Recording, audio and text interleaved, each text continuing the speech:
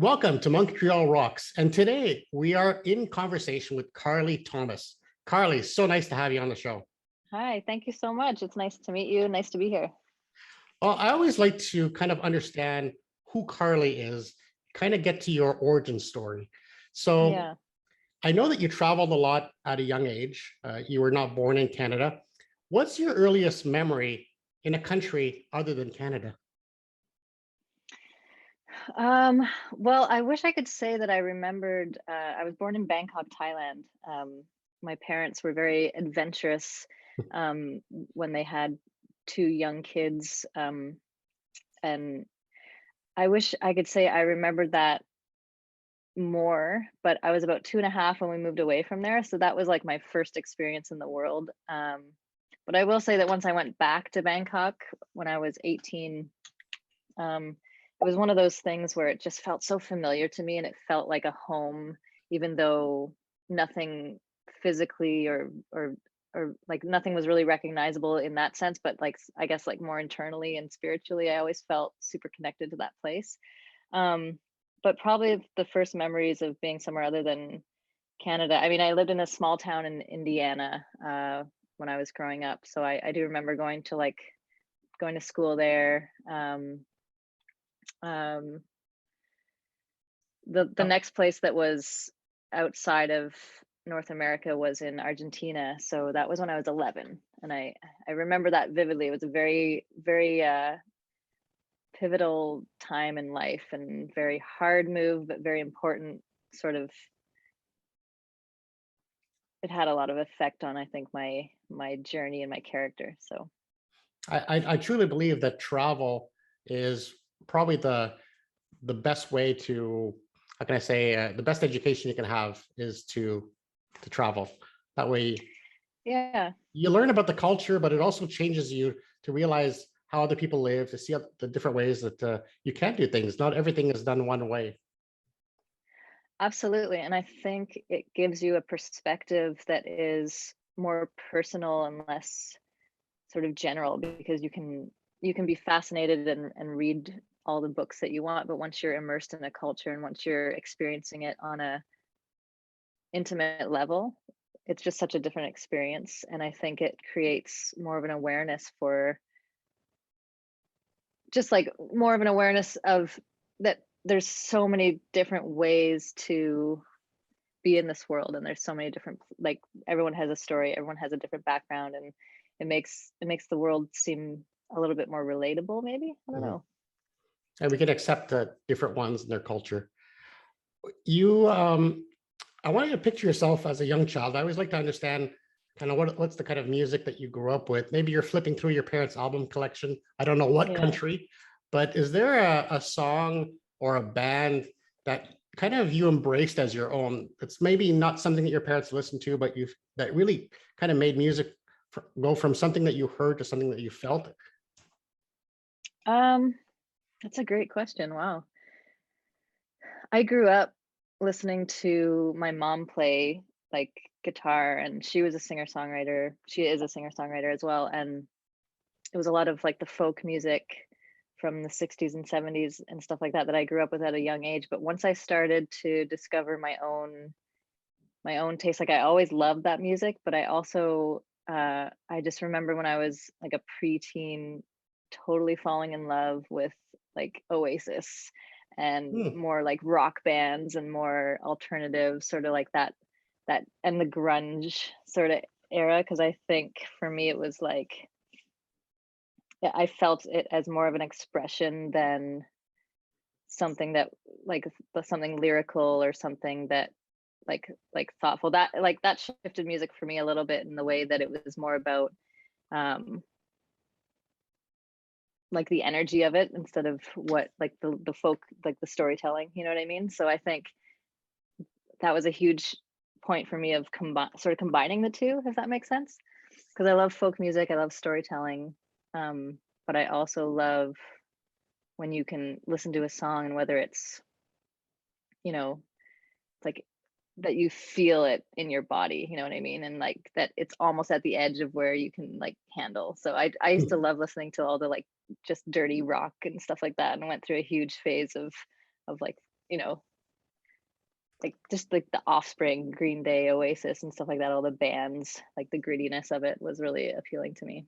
It kind of explains why you sometimes relate to your music as moody, that one word that kind of just, it's not just about the lyrics, but it's probably about the sound and the way you envelop your story and give it a full experience. Oh yeah, yeah, definitely. There's a certain way that I mean, one of my favorite things in experiencing music is when it's just the right chord change and just the right lyric that you're like, oh, like I felt that in my gut. And so that's I try to express like I feel like in my songwriting and like melody writing, it's more about trying to find the perfect alignment of that so Mhm. that it's like how do I get this feeling out? Like there's no way to do it with just words or just music. There's got to be that perfect electricity, you know. Your family has been very supportive of your music career. And when you first heard them say, follow your dreams, how did that empower you? Um I think it just like the belief that nothing is impossible is this important it's an important thing to have, I think, when you're doing a career in the arts or in something that is a little bit Risky, right? alternative or risky. Yeah, definitely. So I mean, yeah, that definitely empowers and not just even family saying like you can do anything. We believe in you. It's more like seeing representation of that out into the world, like seeing songwriters that I admire being able to do what they love and seeing their stories and knowing that like, oh yeah, you know, that is possible. Like watching um y- like watching those award ceremonies where it's like, you know, we started here and, you know, don't give up. Yeah, But it's maybe you'll be definitely influencing others to do the same. yeah, I mean it's definitely important and I think it's true. And then there's that certain element when I think you're an artist that it's like, I don't think I really have a choice. Like I'm just and I think a lot of artists can relate to that where it's like, not that I have a choice in what I'm doing, but I'm just gonna keep doing it. Because I have to. You are Like the chosen one. I don't know. I maybe. So you've mentioned sometimes that you kind of feel like a kite with your head in the clouds, but you're grounded by a string. How does that benefit you to kind of spend that time a little bit outside of the realm of the earth and kind of in that creative zone? um how does it feel? How does it benefit you Like to kind of just, has it kind of detach from um the real world and kind of go into the creative zone? yeah, I think I guess especially for me it's like I I don't know how else to create or be in that zone rather than sort of just floating a bit outside of, you know, the parameters of reality, I guess. Mm. And uh I guess it benefits me because I'd like to think that like I try to create an almost like you always want to kind of take people to that place. Mhm. And that's I think that's really compelling and that's really a beautiful part of the journey. If you can listen to a song or listen to something that someone has created and you're transformed or you're transported to this alternate world for a minute, I think that's really a big part of why the arts is so important. Like we're all looking for an experience. And for me, it's just always kind of been like that. That's just part of I guess how I write and what my process is and just sort of craving the experiences and questioning and curiosity about everything and maybe just somehow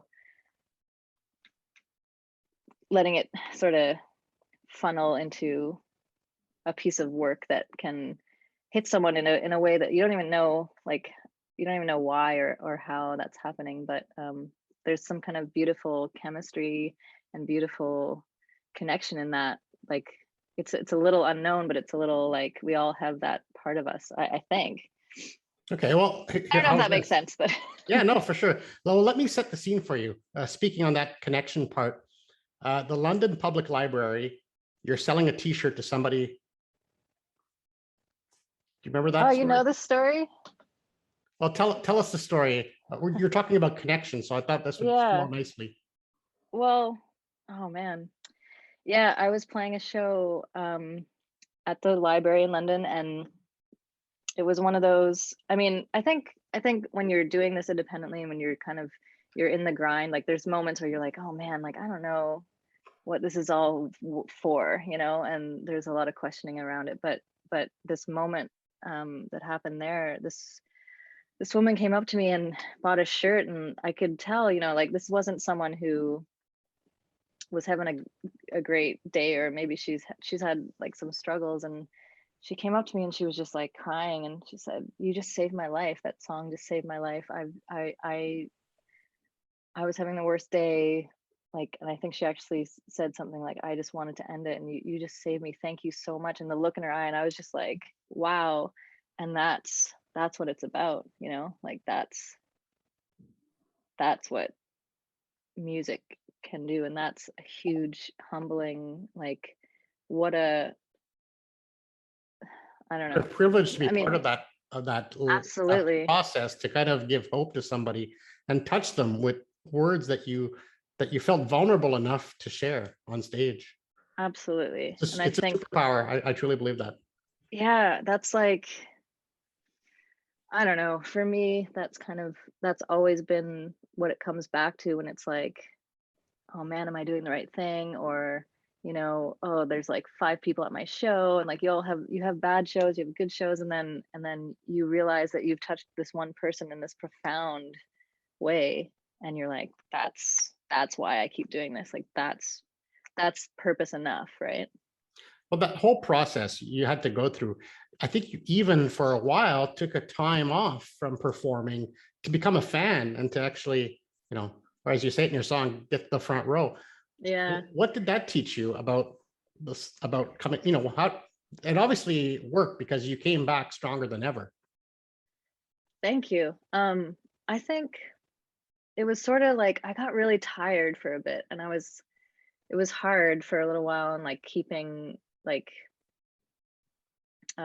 just trying to find all the opportunities, and just kind of like just doing show after show, and just grinding it out. And I I did make a conscious choice to say, I just want to experience this again. I want to love what I do again. Like I want to love music. And so I went to more shows, I listened to more artists, like I got inspired again by that. And I sort Mhm. of, not that I quit what I was doing, but I just kind of like, I didn't want to make it my only like focus, I guess. Like I didn't want to be like just I don't think I don't I don't think the whole like, hustle every day is great for the soul. I think you Definitely need, not for creativity. Sometimes yeah, pressing pause can have a very powerful effect to the creative process of just even silence. Sometimes being in silence, not filling ourselves with noise or social media could be very powerful for the creative process. oh yeah, and especially today, like there's so much pressure on, like what's up next? What are you doing now? What are you doing on social media? And it's super personal, and it's like it feels a bit like, oh man, like what else, what else am I gonna have to do, like that it doesn't even really have anything to do with music or creativity or anything, or what this like this it becomes such a small percentage of actually like creating good work. So I think it was just like taking a pause was so important for me, and appreciating like, and going to a concert. Like I used to go to concerts and be like, I mean, I always am a little like my wheels are turning, and I'm like watching, I'm like, oh man, okay, cool, they're doing that. And like you're kind of dissecting the show and stuff like that, and you're getting inspired by it in what you would do. And that little bit of envy of like being like, I want to, yeah, like I could do that, and still have that sort of childlike wonder about it sometimes. And I think I just tried to like just enjoy it and be like, and also recognize how I felt, and how you look around a whole venue and you look at how it's connecting people, and just like you can see it in people's eyes, and being like, yeah, like that is a great gift, and I want to be a part of that on both sides. Hmm. So this brings us, we talked about being very personal just a second ago, and that kind of brings us to your new album and your new single. Let's start with the album. Just before, what's the link between Star Wars and the making of this new album? So it was okay, so it's kind of funny. I'm a Star Wars fan. I'm not like the most in-depth Star Wars fan, but I love Star Wars and all the themes in it. And my co-producer Kyle Ashburn also is a Star Wars fan. And so the way the album started, it kind of was born of me feeling like, oh man, like I got to put something out, I got to do something. So we went into the studio and I sort of just threw a bunch of new tunes out, and I didn't really sit down and be too thoughtful about it, because I just was like, I felt pressure.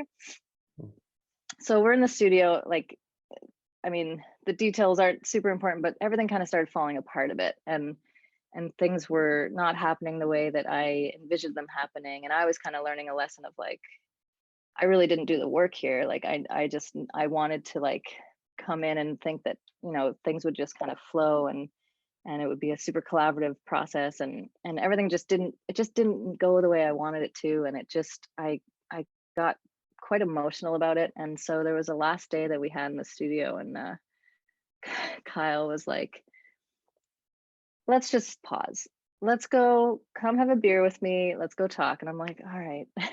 And we're just kind of like venting about what was going on in our day. And he was like, you're gonna come back strong. Return of the Jedi, okay? Return of the Jedi. And like just the whole conversation had all these Star Wars references in them.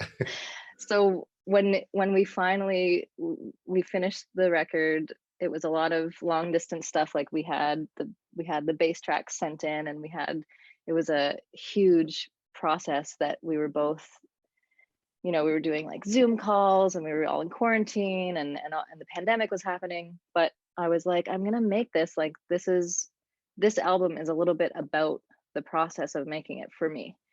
Like, it's the product is like almost as important as what the journey was for me in like figuring out how to make this happen, and like do it independently, and really like dig in on the mixing and production and stuff like that.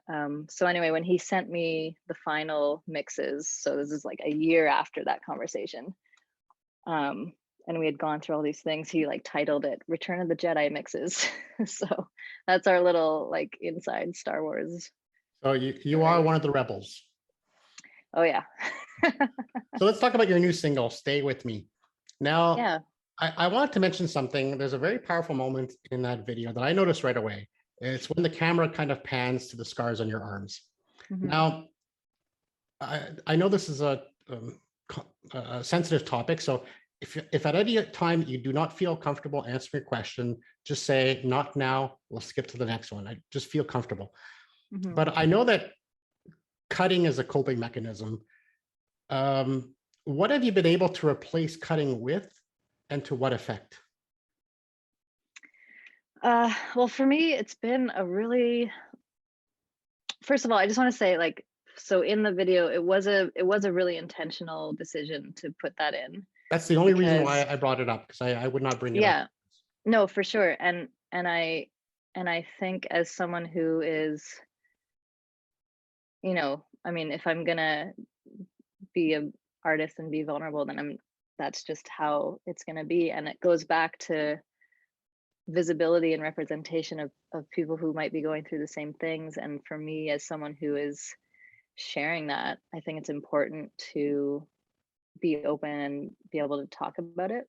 So for me, it was like, and I don't know what it's going to mean to have those conversations, but I know that when I was going through all that stuff, it was important to me to relate and to be heard and to connect with people. And part of what saved me was music, and having people talk about it that I could like put in my ears. And so anyway, I'm sort of, for me, it's been a lifelong like struggle. Like depression and mental health is like real, and so many people deal with it, and so many people don't talk about it.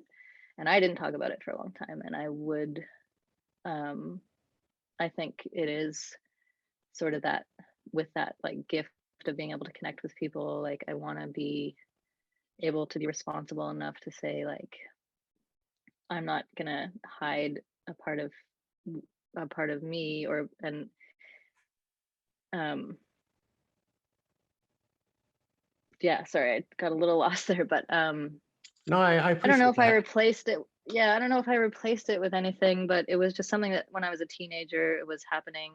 And I think on top of, you know, being 11 to 14, 15, 16, and on top of that being like I moved from a small town to Buenos Aires, Argentina, in a total it was a total culture shock, and I was having a hard time coping with that.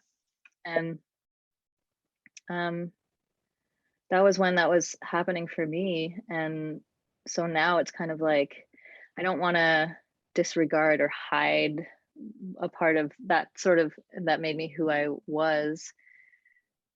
Sorry, it makes me, it's a big part of who I am, like what I went through and how I was able to cope with that. And I still am learning, and I still want to figure out a way that I can, and maybe it's just being visible and open about it, that I can just like help people that are going through similar, just by relating, I guess. Well, you've already saved one life, so maybe you'll save some more. You've even said, and maybe this is maybe a deeper part of it. You've said once it's important to honor the past version of yourself, and maybe this is a way to honor that past version and just see, where you've been. And I would assume, correct me if I'm wrong, that maybe music was the outlet, and it's something I recognize in a lot of the artists I've been interviewing. Oftentimes, when they go through deep emotional trauma or different things in their life, such as depression, music becomes that outlet where they can process those feelings and maybe give them meaning. And it's only when they put them out to the world that they start to come back with like maybe answers. Whereas if they kept it all inside, it might show up in things like cutting or other self-abuse. Maybe it's drugs or alcohol for some people. Everyone has something that we have to deal with, but music is really Yeah, liberating in that sense. Do you think? absolutely. Yeah.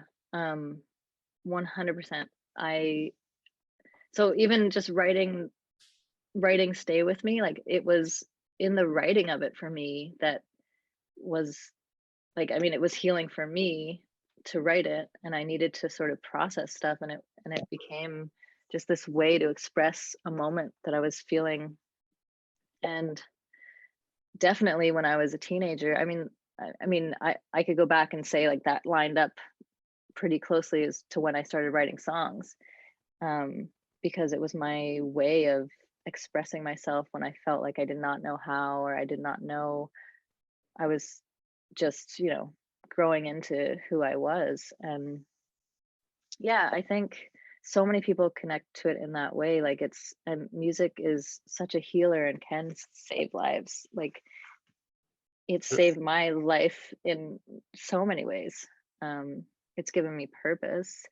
When I hear something that I can relate to, it can just open something up that I didn't know was there. And I think people need it. People like need that, especially now, to connect and to feel less alone. Because It's, one of it's my favorite quotes from like one of my favorite artists, Ani DeFranco, she has this quote, and I wish I could quote it verbatim, but it's saying something like, if I can write this song about this personal moment in my life and share it with you, and in turn you can relate and feel less alone, and I feel less alone, then that's purpose enough to have that out there, right?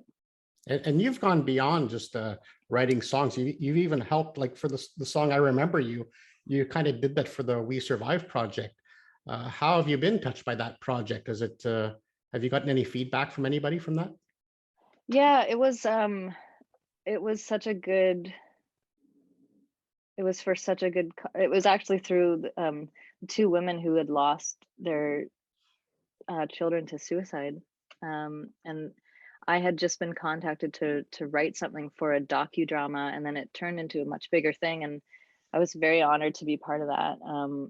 It got great response. You can still find it. It was quite a while. It was a while ago now, I think. It was a very touching video done by Ed Platero. And I mean, I always just connect with that kind of stuff because I've seen it affect people who I'm close to, and I've also, been in a place where I think there was a fear of, you know, you know, me taking a different turn in the way I was coping with things. So, I mean, I just always think it's important to, if there's anything that I like, if I'm ever asked to be part of something like that, like the answer is complete, of course, I would. And sometimes Um, it's a small contribution, right? Like there's always a yeah, tipping point, and maybe your contribution is very small, but it could be that tipping point to help somebody just be enough. Like that woman buying yeah, a t-shirt, just enough. Giving her one smile that one day might have been enough. And maybe it's somebody listening to that video, it just might be that one tipping point that will just let them struggle another day and fight it. yeah, We're getting a little pretty deep here, so I want to lighten it up a yeah. little bit. Uh, I want to read you something, and this is something that you wrote. It says, every time the wave crashes and I get hurt, my body learns to tighten, but my heart keeps trying to lighten at every single shore. Hmm. So I want to know, if ever you find love, what will you sing about? I so it's I sometimes make this joke at shows where I'm like, do I keep getting into heartbreak situations because I have to write about it, or do I write about it because, like, what comes Yeah. first? Or do you want to write about um it? So you do I self-sabotage. do I Yeah. self-sabotage to write about it? And that's kind of scary, but I won't think about that right now. But yeah, I mean, I definitely, I mean, But maybe, definitely a universal theme that we all have to face at some point. I mean, we it's something that we all have, this inert desire to be loved and to love, and I think maybe that's the fact that what people connect to you. I mean, to be quite yeah. honest, your style of music is maybe not my favorite, but I heard the song. I've only known you for like a week online, just doing my research, and I heard the song and I fell in love with it, and I go, I might actually like this genre now. You kind of unlocked that for Oh, me. So there's a little bit of wow. power in what you do, and it's That is a compliment for sure. What kind of music do you usually listen to? well, if you look at my reviews or my interviews, I really have a wide array. I was a DJ for 25 years, Hmm. so my gift was to play not the music that I like, but the music that people wanted to hear at that moment. Hmm. But that exposed me to such a wide variety of music, and I too traveled. I lived in Mexico for 5 years, so I got to be influenced by travel, and it's something that I love, and I can't wait to get back to.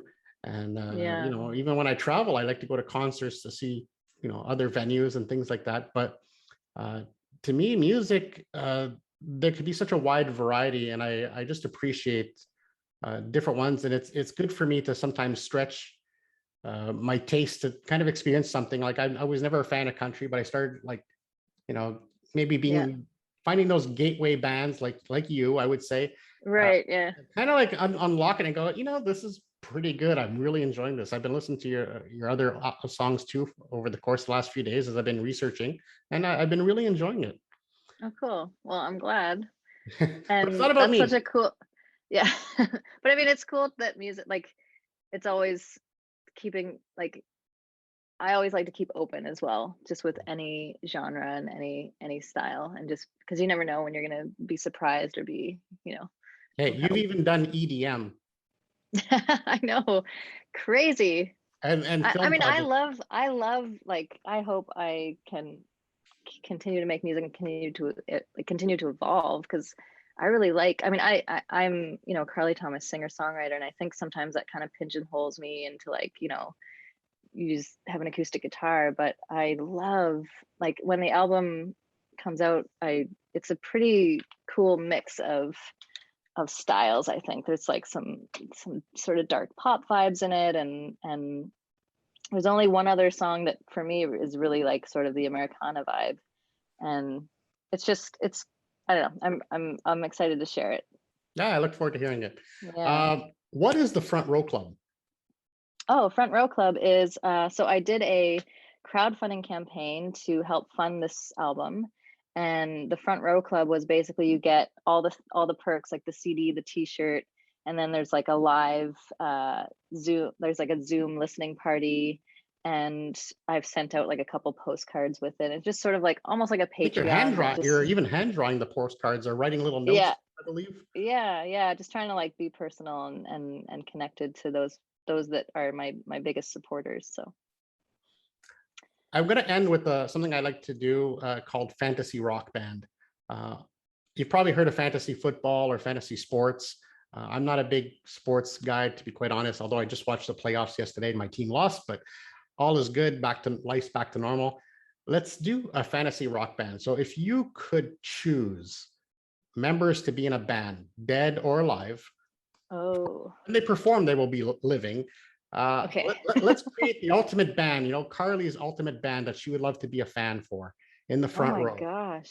We need like a singer, guitarist, bassist, and drummer typically, but you can do whatever you want. It could be like a solo Wow. act. Who knows? I want to do like a mixed bag of collaboration and I'd love to hmm, that's a great question. I okay, I've been listening to a lot of Joni Mitchell lately. I'd like to bring Joni back. Um, but there's too many great guitar player, singer, writers that I would put in my band. I wish I had known this question before because I would put a lot of thought into it. Let's Sometimes say, sometimes it's the people that pop into our head at the moment that work the best. You can't okay, pick definitely want the bass player from Haim. I think it's Haim. Is that how you pronounce them? yeah, him. Uh, her. I've just started listening to them. Let's see, Joni Mitchell. Um, I got a thing for Don Henley on the drums. Hmm. um, Boys of and Summer. I want to put like Maggie Rogers and Brandy Carlisle in there and just make it like a just big jam band on the stage.